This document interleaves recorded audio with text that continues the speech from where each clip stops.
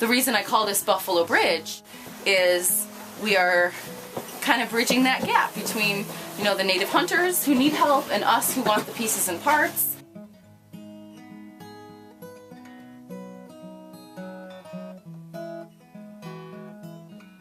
Did you guys see any buffalo on the way in? Yeah, they're awesome. Yeah, they're so prehistoric looking. This was the last place that there were actually free-roaming buffalo. This is the only place in the world where there have been consistently wild buffalo. And the reason we're here is because the buffalo hunt is happening. And the several different tribes have treaty rights. The Treaty of 1855 it was called the Buffalo Country Treaty, and it gave a lot of different tribes rights to hunt the Yellowstone herd. All these tribes had treaty rights to hunt, but there weren't enough buffalo for anyone to hunt. And they made the national park, and there was a lot of poaching happening, and so there became really strict laws about buffalo hunting. And then in the 1990s, there were all these excess buffalo. And the state of Montana was like, what are we going to do with these buffalo? And so the Nez Perce tribe said, well, hey, we've got this treaty that says we can hunt them. And so everyone was like, oh, I don't know, baby. And they finally let the tribes people come back to hunt the buffalo. So it's pretty amazing for us to be able to be a part of those native tribes coming to harvest meat again to take back to their people. Mostly we've been working with the Nez Perce because we've made some really good friends with them, and they've been really great about calling us and letting us know when something's happening. We've definitely put ourselves out there to help the hunters, to go up and skin, not asking for anything at all, just offering our help. And it feels really good to be giving that energy, having a good time with them, joking around, skinning the buffalo, cutting and quartering the meat, helping them get the meat, and knowing that it's not just for them that they're hunting, but it's that energy's all going back to the tribe, to some of their elders, their grandparents, or their uncles, others that can't hunt, and so that feels really good to me. It's a beautiful relationship, really, to see tribal people whose ancestors have hunted this country and loved this country for generations, to see them having the opportunity to hunt a wild herd. I've witnessed the hunt for the hunters that have been hunting for a while, and I see how efficient they are, and they try to kill the animal quickly, and they skin the animal, they gut the animal right away, and they take away all the parts that they're able to, and they use a lot of the animal. Buffalo Bridge is there to help them process what they need to process, and we're also there to scavenge and collect hides and meat and things that might be left behind. It's been so intense. It's almost like awakening in a dream within a dream for me. It's something that's so familiar. It's like something I've done for thousands of years, you know? It's almost this atomic memory or this molecular memory of seeing life leave a body and then wanting that body to become your body. It's something that I think all of us are craving. We've gotten so much bounty from being here, and all the beautiful buffalo hides and the hocks and the meat and the fat.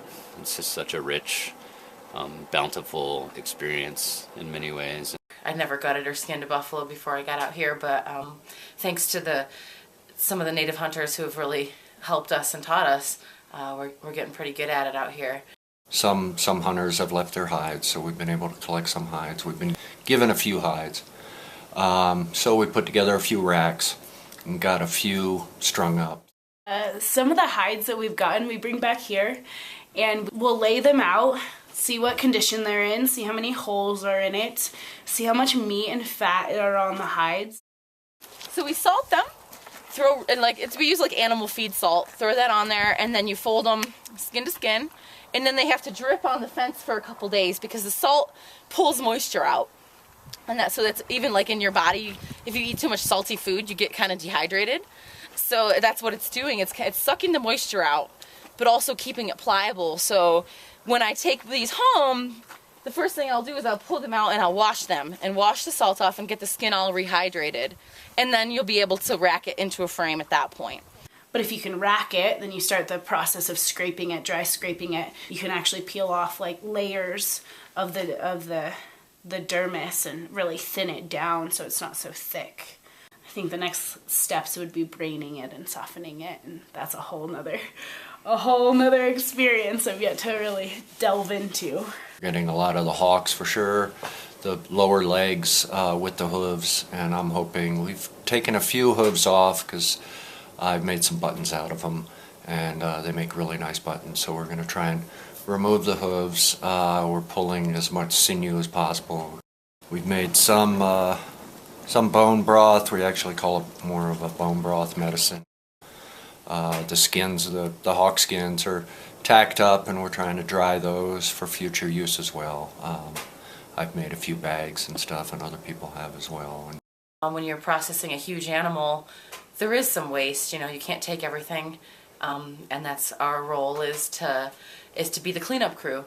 So the gut piles are the number one thing we're coming across, and they look like boulders. They're enormous, and even like the texture of them looks like stones.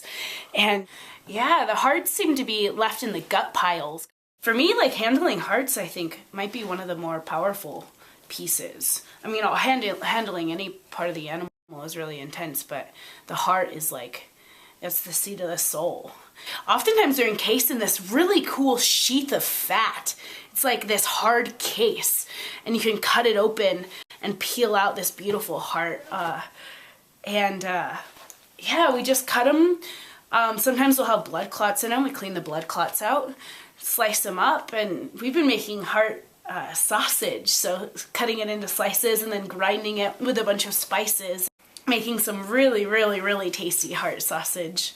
We've scavenged a lot of meat, and we've ground it up, and we've pressure canned chunks of stew meat, and we've marinated and hung jerky. We're working on a batch of pemmican. And also, you know, I've heard lots of different recipes for how to cook tongue and tripe and liver from the native hunters, whether it's something they've done or their grandma used to do. Still, you know, we've been able to try out cooking some of those delicacies. There's 4 stomachs total, so you have to dig around and flop them over. And the one we're looking in particular for the honeycomb stomach, we have some pine and fir bark soaking, and we're making up a tannin solution to then soak those stomachs in, and they should soak up all of the tannins and in essence become bark tanned, and kind of make a strong leather out of it. The Primitive Found gave us funding for this project, and so we're very grateful to have what we need out here, because this is really quite the expedition. You know, it's been very cold, the weather's been very unpredictable, and we've been warm, we've been fed, and we've been really able to do what we came here to do. It's an amazing opportunity to learn skills, and also to just connect with some of the native people and be with this amazing land. My first time in Montana, my first time with the buffalo, and it's really powerful to be here and see all this wildness. I think that in terms of honoring the buffalo, I know no greater way to do it than to eat them and to be grateful for what they've offered us humans throughout the ages. I think it's right that the native peoples are able to enact their treaty rights. We made treaties with them, we made agreements with them in good faith long ago. We are making a lot of really strong connections, and some really beautiful things are happening out here. If the native peoples weren't here, there would still be a state and government sponsored roundup and slaughter.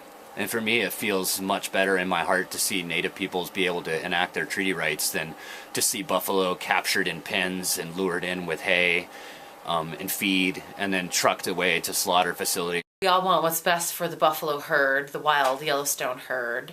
And because their behavior is cow-like in some ways, they have been sort of treated like livestock, and in my opinion that needs to change because they are a wild animal and they deserve the habitat to roam. I agree, the buffalo should have more habitat off of this protected area. It's not right that the buffalo can never increase beyond a certain number. It's just it's a dead end for the buffalo, for their genetics, for the preservation of the wildness that the buffalo represent. You know, as a goal for a free-ranging herd, like, let them roam.